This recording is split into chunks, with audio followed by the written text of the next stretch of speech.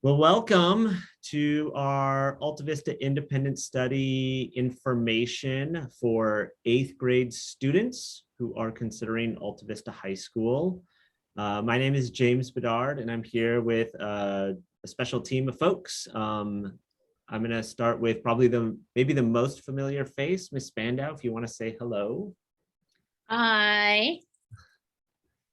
And if you want to say what your role is and why you're here, that would be wonderful. Oh, I'm Brangina Spandau. I am the middle school independent study teacher.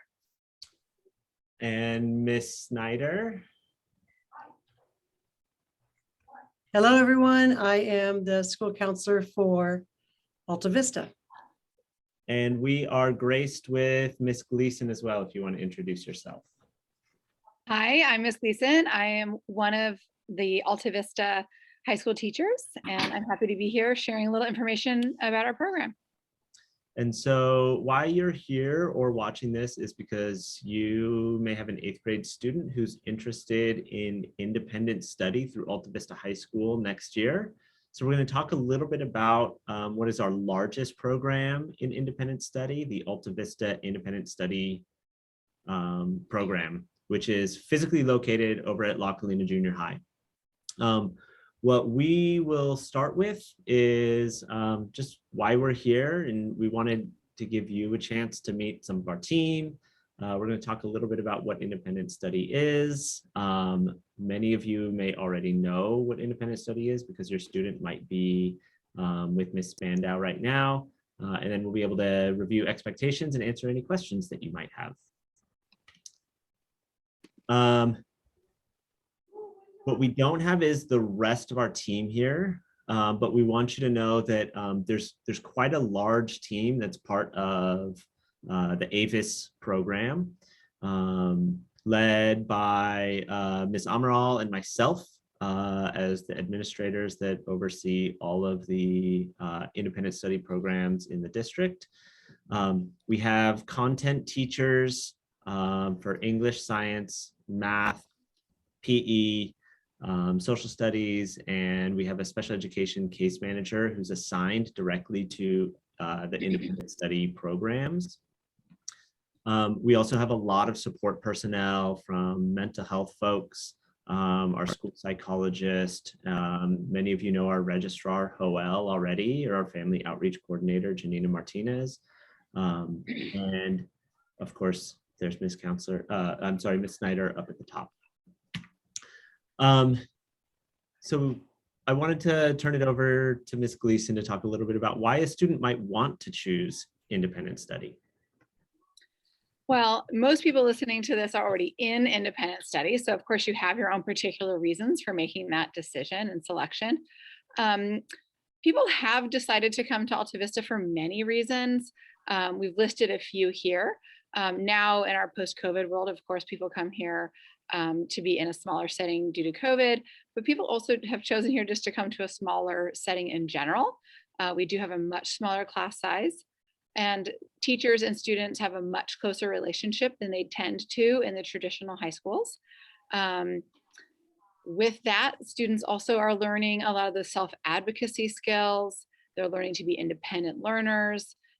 We do work a lot on goal setting over here at Alta Vista, and then making plans to achieve those goals. So again, a lot of that is on basically those time management skills and being aware of who they are themselves as a learner. So we do feel like our program does prepare students for post-secondary education. Obviously, we have the academics that would be similar to those at a traditional high school. We're doing the same standards, but with a little added, more independent sort of side of that learning experience.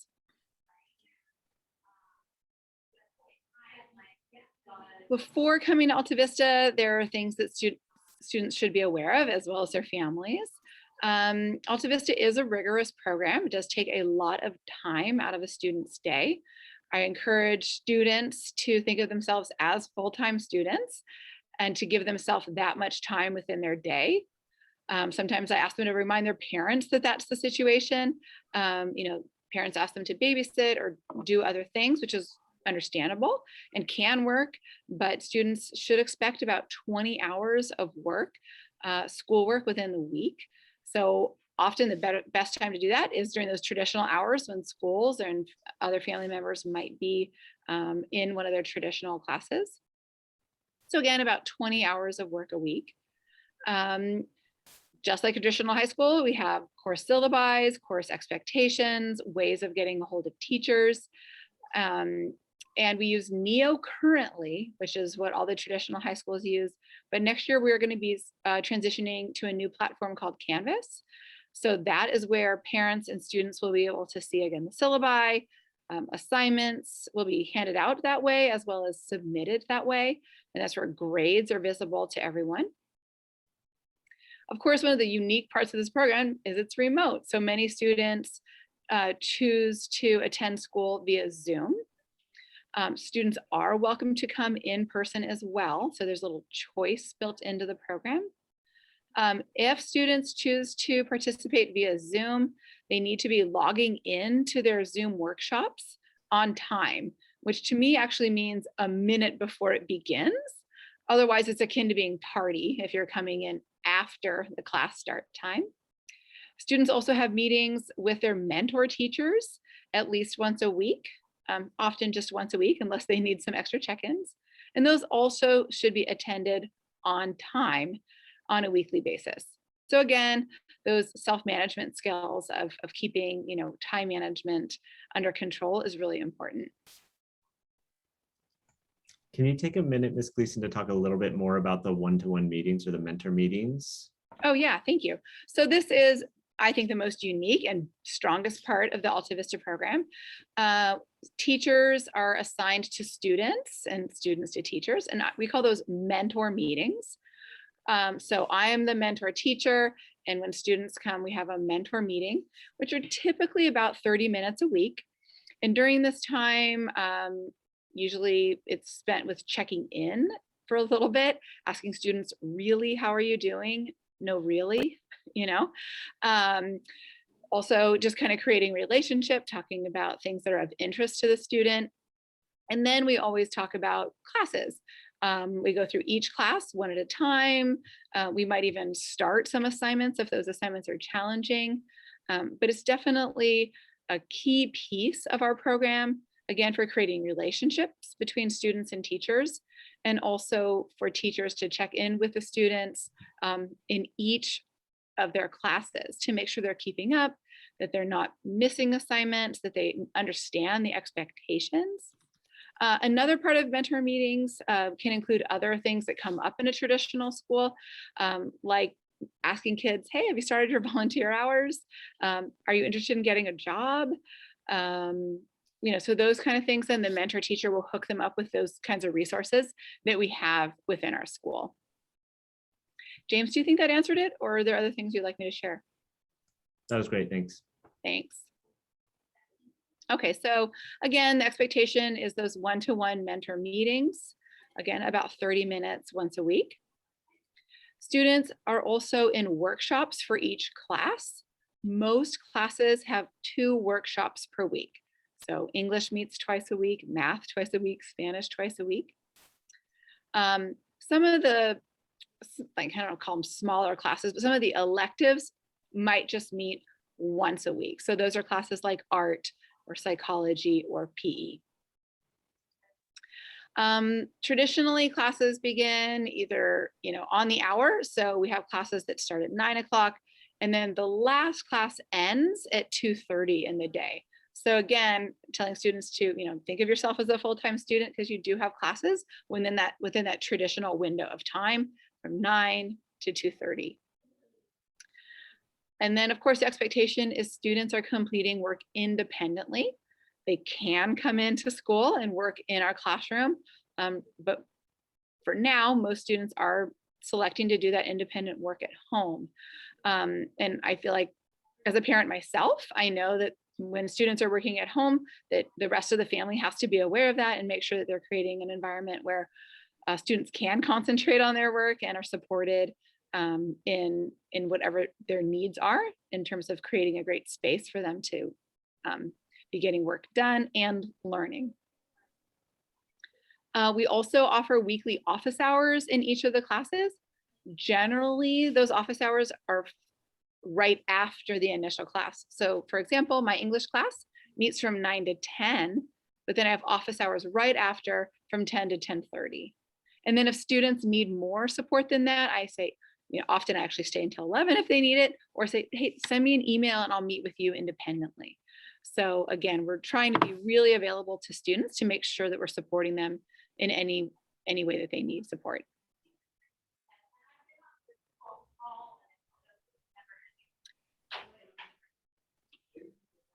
So to be a successful independent studies student, the number one thing is to be in communication with your teacher, your mentor teacher, telling them how you really are doing, trying to really figure out what support you need. Sometimes students, especially ninth graders, have a harder time thinking of that. Like, well, how can I support you? And they're like, I just need help. And we try to figure out, well, what does that look like? Does that mean I help you with time management? Does that mean I help you start assignments? Does that mean I help you send an email to your history teacher asking for clarification? But basically just letting it be known that you need support. So that could be through sending in an email to mentor teachers or regular teachers, attending office hours, or possibly calling your teachers. Creating a weekly schedule for oneself is very important. Often a mentor teacher will help you do that, especially if you ask them to do that.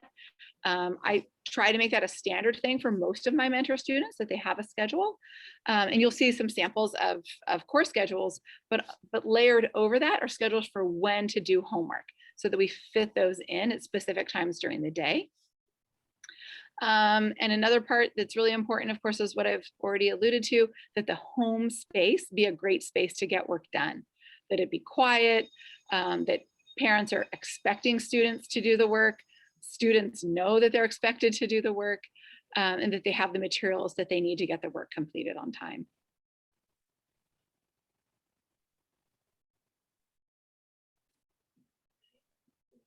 This is a typical quarter. We are on the block system, so we have 4 quarters and classes. So for example, this quarter right now is ending March 18. And on March 28, after spring break, students start a whole new set of classes. But this is an example of all of the different classes that are offered right now, term 3. We've got the world history in there, physics, English. You won't see, for example, biology, because that's in the fall. So this is term 3 classes. Not every student's going to take all of these. You would choose 3. You would have 3 classes, usually assigned by me and agreed with by the mentor teacher and the student. So if a student has physics, you could see it'd be like a Wednesday, Friday class in green, and they would have 2 times they could choose from. If they're a morning person, and also depending on their other classes, they might go with the 10 o'clock one. If they're more of a sleep in kind of person, they might try the 12:30 physics, but they don't have to go to all 4 of those. They would choose which one on Wednesdays and Fridays would be their physics class. Again, 3 classes is a normal schedule. And if a student wants to have extra classes or is behind and needs to make up a class, they could do up to 4 classes. An example of a regular schedule for a 9th grader would be one of those Englishes, either the Tuesday, Thursday, 9 o'clock, or Tuesday, Thursday, 1 o'clock, the physics, and then like a math class. So 3 classes. Maybe if they wanted to get the health out of the way that 1 quarter, they could take health for that 1 quarter. Health meets once a week. It's one of the classes that meets once a week. Most of the academic core classes meet twice a week. And you can see the English, the office hours after the English, and the math office hours aren't down there, but I know they exist. So, and the physics office hours are on there. This is a typical 9th grade schedule. And 11th grade. The math office hours are over here on Monday. I see. They're I just see. not right after class. And so those are math office hours for all. And you can see the gray mentor meeting for the student And on this Monday. is all subject to change going into the fall. This is a sample of what a 9th grader might see. And later on, go ahead, Ms. Snyder. Yeah, and that is an example of an 11th grader schedule. And the mentor teacher would work with the student to plan on exactly when your classes are going to be. The Zoom links would be on the same document, in the same email or whatever.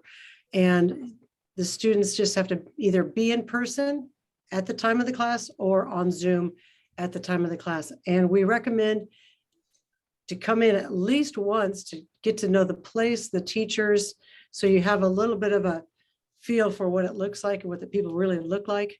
And if you do get behind, come in and sit in the classrooms, work with the teachers when they're available to get caught up on things besides the actual Zoom office hours. Yeah, I think that's one of the things that is maybe most important about the AVIS program is the flexibility that exists for students to be either in person, especially if, you know, maybe there's a physics lab that is just a better experience in person because you have the materials right in front of you rather than doing it remotely. And certain classes, you know, you have an ability to sort of build a schedule in preparation for college or the world of work, where, you know, we have seen, especially over the last 2 years, there's just a lot of people in our community and across the country have been able to work from home. And so having that flexibility to be able to do that and still engage in academics, if you travel a lot, you know, or if maybe like you're a professional athlete and you need to get out to surf events or something like that, those options are there and available through Santa Barbara Unified, which still keeps you connected to you know, the 3 traditional high schools here. Ms. Snyder, do you want to talk a little bit about some of the other options to earn credits or concurrent enrollment for some students that might be interested? So besides these workshops, we also have OdysseyWare for electives. So there's a whole list of electives that we use that's completely online. Your mentor teacher would work with you to make sure you're keeping up and pace you how much you should get done a week. But it's online classes like from web development to forensics to French, things like that. We also have work experience class for those with jobs. They could get elective credit for their job. That's 1 Zoom meeting a week. And City College classes are offered every semester at City College. So as dual enrollment students, as high school students, you can take a CC class. And you can work around this schedule much better than you can at the traditional high school. And I wanted to make sure that you guys knew that what we don't have are pep rallies, sports, football games, all of that stuff. So if you are a student athlete, we don't have sports. Any questions? If you have any questions, I'm going to be emailing out this video, and on my email, you can just ask questions back to me at any time. What, Ms. Snyder, what if I don't want to play sports, but maybe I want to participate in theater or band or something like that? That's a good question. Thanks. So we don't have those either, but if we can work it into your schedule with, you can take a class concurrent, you can be concurrently enrolled at one of the comprehensive high schools. Say theater class is period 1 at Dos Pueblos. You'd have to attend in person because that's an in-person school. And then you could fit your schedule at Avis around that class. And we don't have honors or AP classes as well. That's another thing to consider. We offer college prep classes and we go up through Math 3 in general as workshops, but after Math 3, you can do it with the online, like pre-calculus online with some support from our math teacher. But we do have just college prep classes.